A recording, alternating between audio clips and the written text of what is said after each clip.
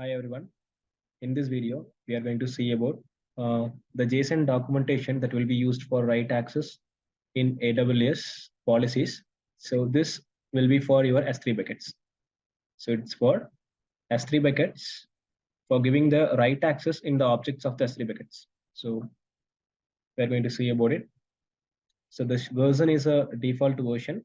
So this object notation is already available in your AWS policies. So it's taken from the AWS. And then this version is a default version. It is going to take the default version of AWS. And inside the statement, SID is for your reference. So you can give any reference name. For simplicity, I'm giving S3 write access. So I'm going to give the write access of the objects of the S3 bucket. So I'm giving S3 write access for simplicity. And then effect in the sense, I'm going to allow it. So I'm going to allow the actions. That's why I'm giving allow here. So I'm going to allow the actions that is specified below. So just that's why I'm giving allow here.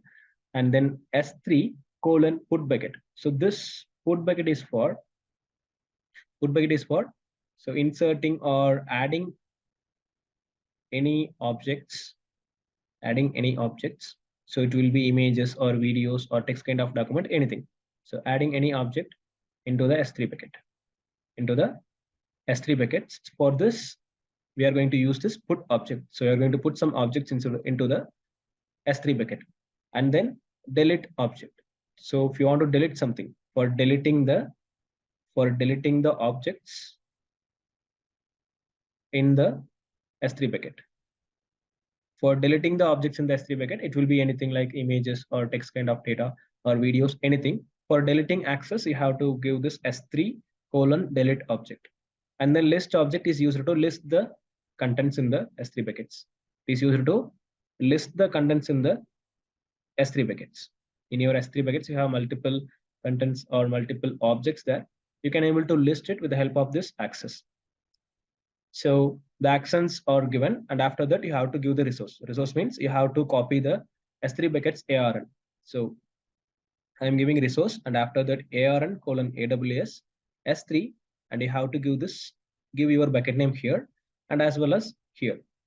And after that you have to give the slash, then asterisk. So it is going to give you the permissions of the above mentioned actions. So it is going to give the permissions for the above mentioned access.